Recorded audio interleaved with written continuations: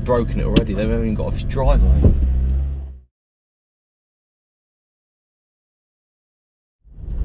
Right, what's up guys?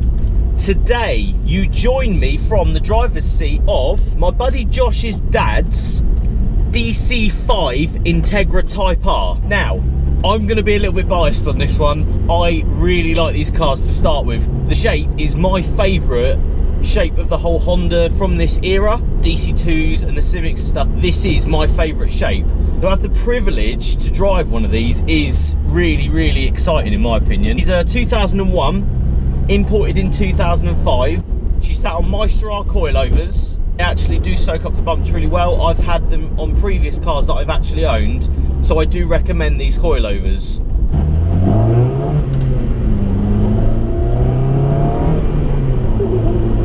This would be up there on cars that I would want to own if I was buying a Honda.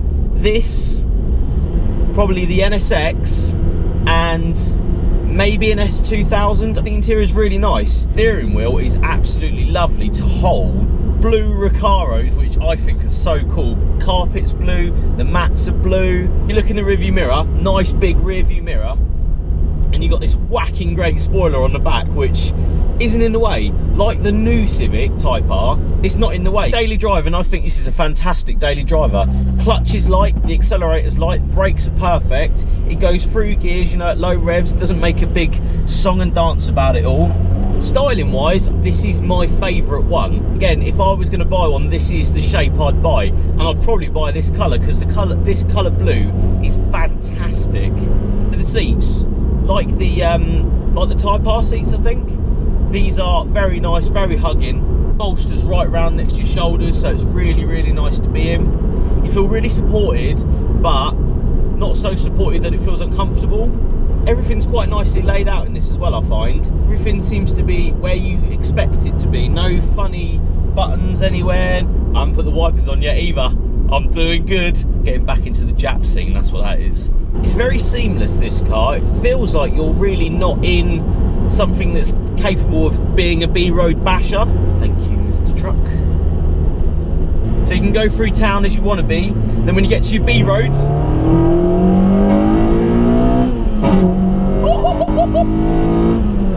wow, when this comes on VTEC, oh my god, the noise it makes.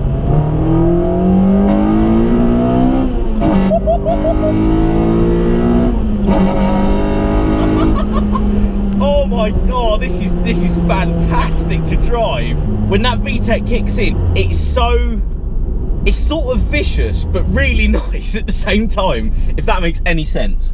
This is awesome to drive. I really am. Oh, when it comes on VTEC, oh! This is just completely different to all the other Hondas I've driven.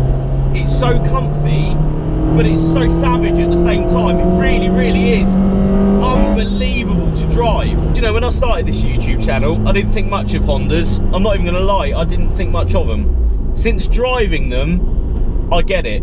I get the whole VTEC thing. If you have a really, really nice Civic Integra, you know, and they're mint condition and they perform as well as they should, they're fantastic. They're actually fantastic to drive. And just through the back roads, it's comfortable in it. You're even on coilovers in bucket seats and it's comfortable. It seems to be really, really usable with usable power. The grip's fantastic. Yeah, I'd really, really recommend one of these because you can just come up to sort of a straight bit of road.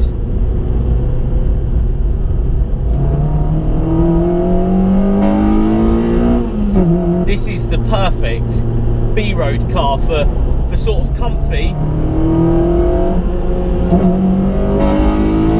I can't believe how good this car is at being really comfortable, really usable, really aesthetically pleasing in my opinion. So because the shifter's higher than other Civics and, you know, your other Integras, I think it's nicer to drive. It feels like a short shift.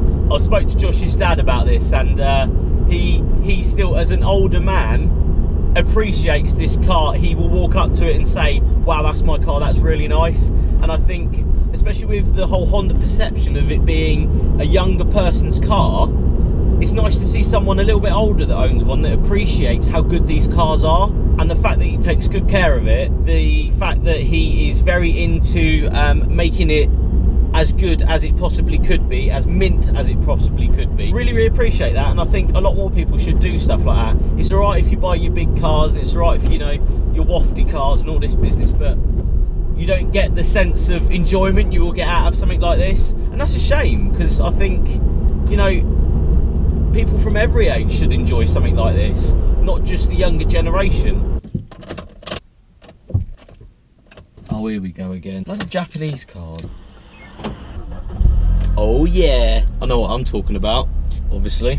Modification wise, this has got MeisterR Coilovers, has Enkei RP F1 alloy wheels, wrapped in Bridgestone Tyres, which seem really good. They're good in the wet, they're good in the, like, the dry parts that I'm going through, so that's always nice, and quite a powerful front wheel drive car. I really like the steering wheel, I don't know why. Really like nice to hold, not a weird way. It has a Cruppe M Intake, I think I said that right. Sort of carbon fibre thing at the front that makes all the noise. And it has a HKS silent power exhaust. What is coming up for this car is a front end respray. But this car's also getting a 3-inch solid fabrications stainless steel exhaust system. VTEC! So I think it's a daily driver, fantastic car. I think you can daily drive this all day long if you wanted to. Now we've got to slow down for a bloody horse. Check this out, this guy behind it has got his hazards on. If a horse was that hazardous, why the fuck is it on the road? I don't get that. This car is really something that I've wanted to drive for a long time. Would I buy one? I think after driving it, I would like to try one. Whether I do or not is another matter. I'm not too sure. I'm too big into my rear-wheel drive. I do think these, and I know no one's going to like this, in America they put these on, you know, your dish wheels and stuff like that, and I really like that scene. I think that's, you know, if I was to have one of these, that would be sort of the way I'd take it, which would sort of ruin the car, I think, which is a shame. He was going a bit fast. That's probably why I won't own one, unfortunately, because I like looks of the car too much, which is a shame because it's such a nice car. And now when I will look at one of these that has had, you know, the dish wheels put on it, that's had, you know, camber put on it and stuff like that, I'll sort of look at it and go, well, you've ruined that car a little bit, because it's really nice to drive as it is. So guys, let me know your thoughts on this car. Would you buy one of these? Would you buy a DC2? Also, if you'd like to be part of my YouTube channel and you have a car that you don't mind me taking out for an hour to video, leave me a message on here, comment box below. So guys, thanks for watching, and I'll see you on the next one.